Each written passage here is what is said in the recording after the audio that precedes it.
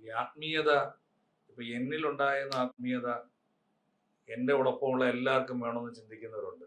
അതിൽ നിന്ന് മാറി നടന്നാൽ അത് ശരിയല്ലെന്നും അതിനെതിരെ കോടതിയിലേക്ക് പോവുക എന്നുള്ളത് ചില ആൾക്കാരുടെ തീരുമാനങ്ങളാണ്. അതിന്റെ ഭാഗമായി ബന്ധപ്പെട്ട് തൃശ്ശൂർ ഇങ്ങനത്തെ സംഭവം ഉണ്ടായി. തൃശ്ശൂർ അതിരൂപതയിൽ നിന്ന് പുറത്താക്കിയ ഒരു കന്യാസ്ത്രീകളോടൊപ്പം ആരാധനകളിൽ പങ്കെടുത്ത 2 യുവതികൾക്കെതിരെ അവരുടെ മാതാപിതാക്കൾ കേസിന് പോയി. അപ്പോൾ അവർ പ്രായപൂർത്തിയായവരാണ്. കോടതി സ്വാഭാവികമായിട്ടും പൗരന്റെ അവകാശത്തെയാണ് സംരക്ഷിക്കുന്നത്, അല്ലാതെ കൂട്ടം കൂടി നിൽക്കുന്നവരുടെ ധാർമ്മികതയല്ല. അതിന് ആരാണെങ്കിലും ഓരോ പൗരനും അവകാശമുണ്ട്. അപ്പോൾ കോടതി അതിനെ കണ്ടിട്ട് പറഞ്ഞു, ആത്മീയത ഇപ്പൊ നിങ്ങളിലുള്ള ആത്മീയത നിങ്ങളുടെ കൂടെ ഒപ്പം നിൽക്കുന്നവർക്കും വേണമെന്നുള്ളത് നിങ്ങളല്ല തീരുമാനിക്കേണ്ടതെന്ന് പറഞ്ഞു. അപ്പൊ അങ്ങനെ ഒരു വിഷയം ആണ് നമ്മളിന്ന് തുറക്കുകൊടുത്തത്.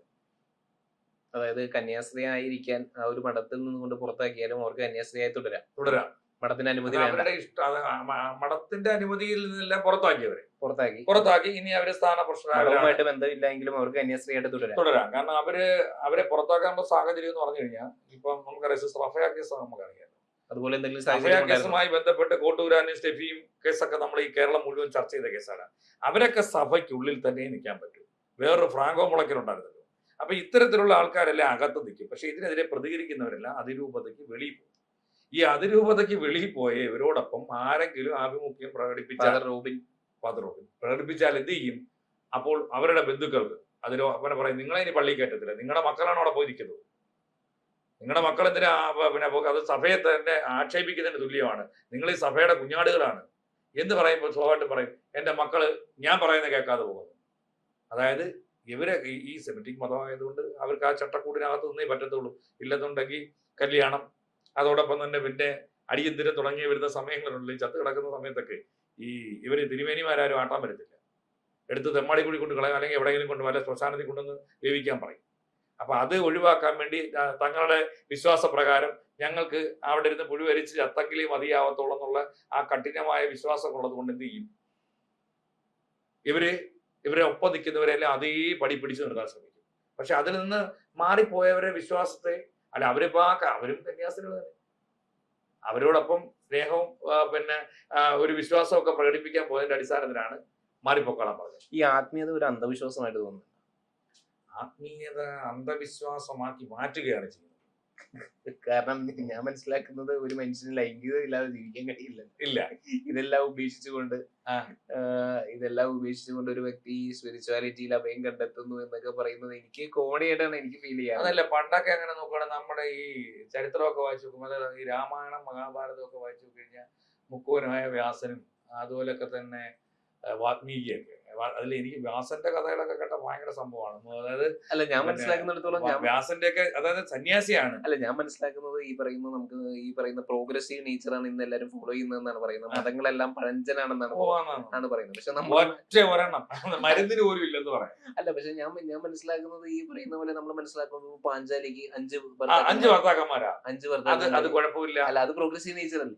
അല്ല, അത് ശരിക്കും ഒരു സ്ത്രീക്ക് പല ഭർത്താക്കന്മാരെന്ന് പറയുന്നത് പലരുമായിട്ട് ബന്ധപ്പെടാമെന്ന് ഇവിടെ അങ്ങനെയല്ല സംഭവിക്കും. ഇപ്പോഴത്തെ കാലഘട്ടത്തിൽ അതിനെ അവിഹിതം എന്ന് പറയാൻ പറ്റത്തില്ല. അല്ല, അപ്പൊ മതം മുന്നോട്ട് വെക്കുന്നത് പ്രോഗ്രസീവ് നേച്ചർ. അതെ, എല്ലാ മതങ്ങളും മാത്രമല്ല. ഈ വ്യാസൻ, അതായത് മഹാഭാരതം എഴുതിയ വ്യാസം തന്നെ ഈ പറയുന്ന അവിടുത്തെ സത്യവതി, അതോടൊപ്പം തന്നെ ഈ പറയുന്ന ആദ്യത്തിലത് എന്താ പറയുന്നതില് പിന്നെ ഈ 100 പേരുടെ ജന്മത്തിലും ഒക്കെ കൗരവരുടെയും പാണ്ഡവരുടെയും എല്ലാ കാര്യത്തിലും ഇടപെട്ട വ്യക്തിയാണ് വ്യാസനൊക്കെ സന്യാസിയായിരുന്നു. അദ്ദേഹത്തിനൊക്കെ അതാവാം. വ്യാസന് രാമായണം എഴുതിയിട്ടുള്ള രാമായണം മറ്റേ വാൽമീകിയായിരുന്നു. ഞാൻ ചോദിച്ചത് ഈ പറയുന്ന വ്യാസൻ എന്ന് പറയുന്ന സന്യാസിക്ക് അതാകാമെങ്കിൽ നമ്മുടെ സന്യാസിമാർക്ക് എന്തുകൂടെ ആയിക്കൂടാ. പക്ഷെ നമ്മുടെ ഇതൊക്കെ ഈ പറയുന്ന പോലെ ഈ രാജ്യത്തിൽ ഭരണഘടന ഉണ്ടായിരുന്നു. രാജ്യം ഒരു ഏകീകൃത നിയമ സംവിധാനത്തിലേക്ക് വന്നപ്പോ പിന്നെ ഈ ഭാരതം, പക്ഷെ ഇടയ്ക്ക് വെച്ച് എനിക്ക് തോന്നുന്നു രാമായണവും ഭാഗവതവും ഒക്കെ എടുത്തുകൊണ്ട് വെച്ചിട്ടാണ് തോന്നുന്നു ഈ കോടതികളിൽ വിധികൾ നിങ്ങൾ ഇതിൽ തൊട്ട് സത്യം ചെയ്യണമെന്ന് പറയും. ഇവരുള്ളവരൊക്കെ പറഞ്ഞ് ഞങ്ങള് ഭരണഘടനയെ തൊട്ട് സത്യം ചെയ്തോളാന്ന് പറയും.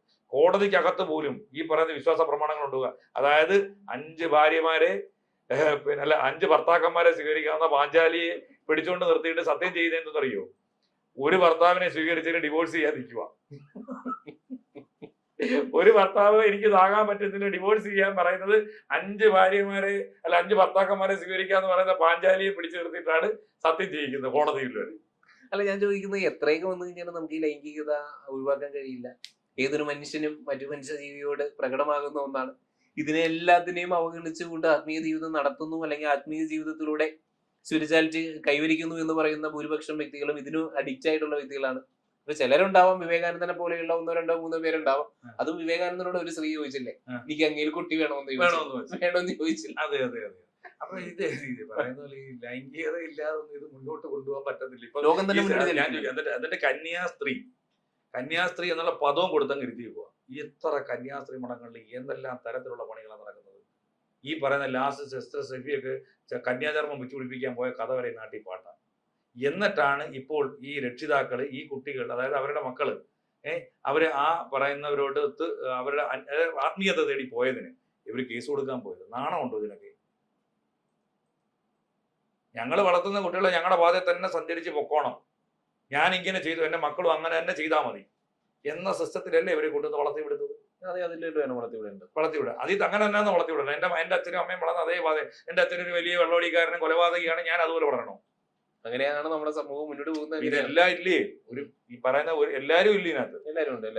ഒരു കുടുംബം എടുത്തപ്പോ കൂട്ടുകുടുംബാലും അണുകുടുംബാലും എന്തോ ആയിക്കോട്ടെ, പല ഒരു ഗ്രാമത്തിൽ താമസിക്കുന്ന അവിടെ കള്ളരുണ്ട്, കൊലപാതകയുണ്ട്, പിടിച്ചുപറിക്കാരനുണ്ട്, ബലാത്സംഗ വീരനുണ്ട്, മാന്യനായിട്ട് നടക്കാൻ ആഗ്രഹിക്കുന്നവരുണ്ട്, മാന്യന്മാരാന്ന് പറയുന്നവരുണ്ട്, ഇല്ലേ? ഇവരെല്ലാം നമുക്ക് പിന്നെ ഇവര് അതിലകത്ത് ഓരോരുത്തർക്കും ഇപ്പൊ മാന്യന്റെ മക്കളെല്ലാം മാന്യത നേടി പോകുന്നവരാണ് ഇവിടെ. ഒരിക്കലും അല്ല. ഈ പിടിച്ചോറിക്കാരന്റെ മക്കളെല്ലാം പിടിച്ചോറിക്കാരാവുന്നുണ്ടോ ഇവിടെ? ഇല്ല. അല്ല, ഇതൊക്കെ നമുക്ക് കോമൺ സെൻസ് ആയിട്ടൊക്കെ ചിന്തിക്കാത്തില്ല. പക്ഷെ ഈ നമ്മുടെ എത്രയൊക്കെ പറഞ്ഞു കഴിഞ്ഞാലും 10 ഗുണം 10 ഗുണം എന്നല്ലേ. അങ്ങനെയൊന്നും അതൊക്കെ ചുമ്മാ. എനിക്കറിയാം എത്ര വെള്ളം അടിച്ച് റോഡിൽ കിടന്ന് പ്രശ്നം ഉണ്ടാക്കുന്ന ആൾക്കാരുടെയൊക്കെ മക്കളൊക്കെ എന്ന് പറഞ്ഞാൽ ഒരു തുള്ളി മദ്യപിക്കാതെ ആരെയും ഒരു തെറി പോലും പറയാതെ എത്ര പേര് എനിക്കറിയാം. എന്താ 10 ഗുണം 10 ഗുണം എന്ന് പറഞ്ഞാൽ? നേരെ തിരിച്ചില്ലേ? നേരെ തിരിച്ചില്ലേ? ഞാൻ അങ്ങനെ അപ്പന്റെ പാത അതേപടി പിന്തുടരുന്ന കുട്ടികളും ഇല്ലേ? അപ്പന്റെ പാത അതേപടി പിന്തുടരുന്ന കുട്ടികളെ. കാരണം നമ്മൾ എത്രയൊക്കെ മറയ്ക്കാൻ ശ്രമിച്ചു കഴിഞ്ഞാൽ ഞാനൊരു ഫാക്ട് ഞാൻ എത്രയൊക്കെ നമ്മൾ എത്രയൊക്കെ മറയ്ക്കാൻ ശ്രമിച്ചു കഴിഞ്ഞാൽ നമ്മളുടെ അപ്പന്റെയും അമ്മയുടെയും സ്വഭാവ സവിശേഷതകൾ അത് നമ്മളിലേക്ക് പകർന്നു കിട്ടും. അത് ആർക്കും നമ്മളെ തടുക്കാനാവില്ല. അങ്ങനെയാണെന്നുണ്ടെങ്കിൽ കോടതി അങ്ങനെയാണെങ്കിൽ കോടതി ഇങ്ങനെ വിധിയും കൊടുത്താൽ മതിയല്ലോ. അതാണ്ട് നിങ്ങളുടെ അച്ഛനും അമ്മയും നാണ്ട് ഈ പറയുന്ന ഫാദർ കോട്ടൂരാനോട് ഒപ്പം നിൽക്കുക, ഫാദർ കോട്ടൂരാനൊപ്പം നിൽക്കുക, നിങ്ങളും കോട്ടൂരാനോടൊപ്പം നിൽക്കുന്നത് കോടതിക്ക് പറയാൻ പറ്റുമോ? കോടതി സാമൂഹിക യാഥാർത്ഥ്യങ്ങൾ മുന്നിൽ കണ്ടല്ലോ, സാമൂഹിക ധാർമ്മികത മുന്നിൽ കണ്ടിട്ടുണ്ടല്ലോ. അല്ല, കോടതി വ്യക്തികളിലാണ് എപ്പോഴും അവരുടെ വ്യക്തി സ്വാതന്ത്ര്യം ഇന്ത്യൻ ഭരണഘടന പറഞ്ഞിട്ടുണ്ട്. പേഴ്സണൽ റൈറ്റ്സ് അതാണ് ഞാൻ മുന്നോട്ട് പറഞ്ഞത്. അപ്പൊ പേഴ്സണൽ റൈറ്റ്സ് മുന്നോട്ട് വെച്ചുകൊണ്ടാണ് മാത്രമാണ് സുപ്രീം കോടതിക്ക് സുപ്രീം കോടതി എല്ലാ കോടതികൾക്ക് ഇത്തരത്തിലുള്ള വിധികൾ പുറപ്പെടുവിക്കാൻ കഴിയുന്നത്. എന്നിരുന്നാലും ഈ പറയുന്ന ഏതൊരു അവകാശവും ഏതൊരു പൗരന്റെയും മൗലിക അവകാശമാണ്, വ്യക്തി സ്വാതന്ത്ര്യമാണ്. അതിലധിഷ്ഠിതമായിട്ട് നിയമങ്ങൾ പുറപ്പെടുവിക്കുന്ന കോടതിക്ക് അഭിനന്ദനങ്ങൾ, അല്ലെ? തീർച്ചയായിട്ടും.